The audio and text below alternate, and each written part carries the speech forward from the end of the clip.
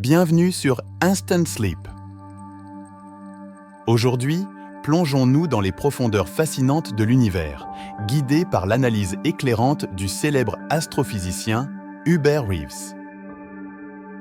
Je crois que Hawking fait une confusion qui est assez fréquente entre le domaine de la science et le domaine, disons, de la morale ou de l'autorité ou des valeurs.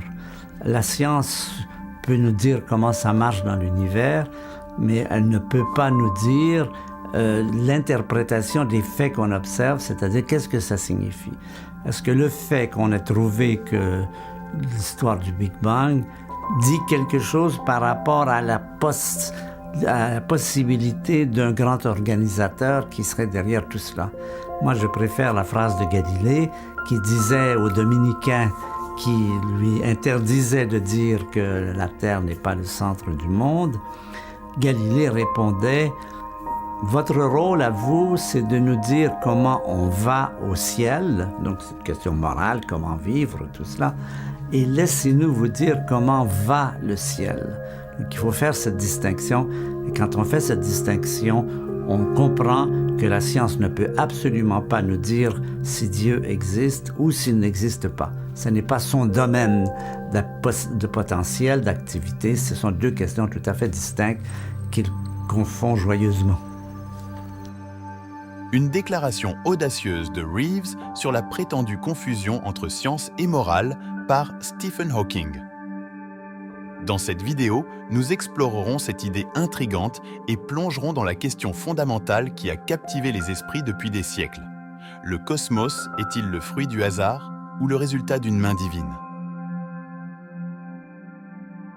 Hubert Reeves, astrophysicien renommé, affirme que la science ne peut ni prouver ni réfuter l'existence de Dieu. Selon lui, la science et la croyance en un être suprême appartiennent à des sphères différentes de compréhension. C'est comme si la science et la croyance religieuse utilisaient des langages différents pour décrire le monde. La science se penche sur les lois de la nature, tandis que la croyance explore le sens et la transcendance.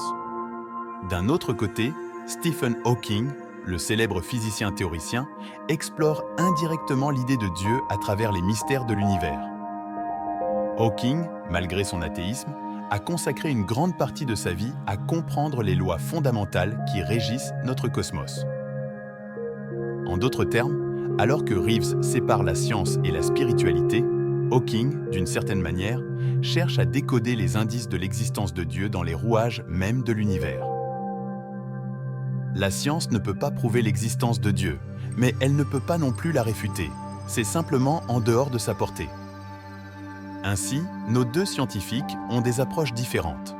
Reeves défend la neutralité de la science face à la question de Dieu, tandis que Hawking, d'une manière indirecte, explore les secrets de l'univers en quête de réponses métaphysiques.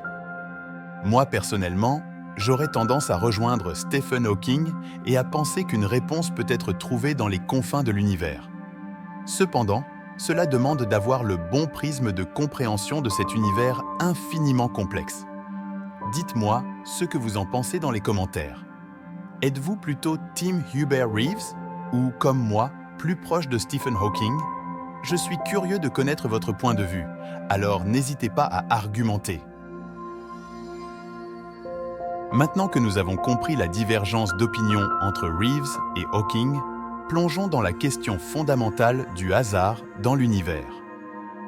Le hasard cosmique, selon Hubert Reeves, est un concept essentiel dans la compréhension de notre existence.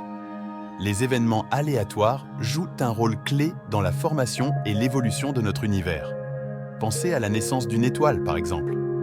C'est le résultat de divers facteurs aléatoires, de la concentration de matière dans une nébuleuse à l'influence gravitationnelle.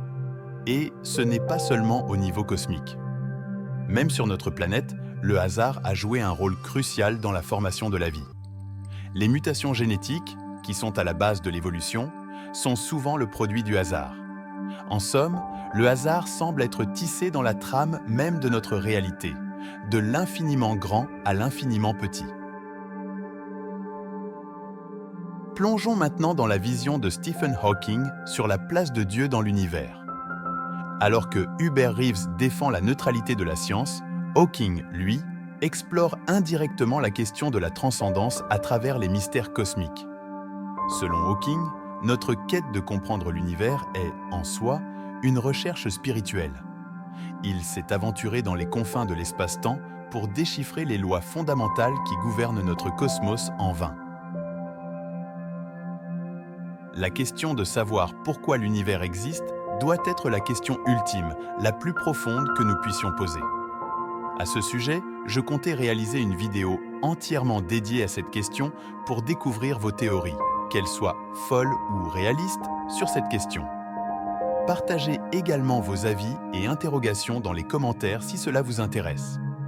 En tant que débutant sur la chaîne, je suis très motivé à vous impliquer dans la prochaine vidéo. Faites-le savoir. Hawking, en explorant les origines de l'univers, semble chercher une compréhension profonde qui pourrait éventuellement toucher les questions métaphysiques de l'existence et, implicitement, la question de la place de Dieu. Les théories scientifiques complexes de Hawking nous invitent à regarder au-delà des apparences et à questionner notre compréhension même de la réalité. Pour lui, la science elle-même devient un outil pour sonder les mystères de l'existence. La communauté scientifique, en général, reconnaît que la science a ses limites dans l'explication des questions métaphysiques ou religieuses. La science est principalement axée sur l'observation, la mesure et la compréhension des phénomènes naturels à travers des méthodes empiriques. Hubert Reeves, en défendant la neutralité de la science sur la question de Dieu, est en accord avec une perspective scientifique classique. La plupart des scientifiques soutiennent généralement que la science ne peut ni prouver ni réfuter l'existence de Dieu, car cela relève du domaine métaphysique.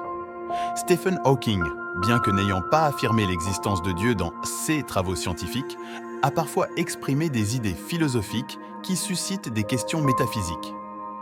Cependant, ces idées ne sont pas nécessairement universellement acceptées au sein de la communauté scientifique, et elles relèvent davantage de la sphère personnelle et philosophique de Hawking.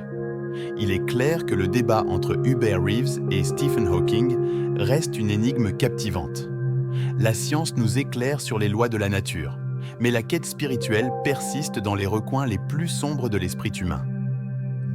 Alors, où trouvons-nous notre place dans ce ballet cosmique d'interrogation et de découverte? C'est maintenant à vous, chers spectateurs, de participer à cette conversation. Dans les commentaires, partagez vos théories, vos croyances, vos doutes. Ensemble, nous pouvons continuer cette exploration collective de notre existence dans l'univers. N'oubliez pas de vous abonner, de cliquer sur la cloche pour ne rien manquer de nos futures explorations et surtout, continuez à nourrir votre curiosité. Merci d'avoir voyagé avec moi à la croisée des chemins hasardeux et cosmiques.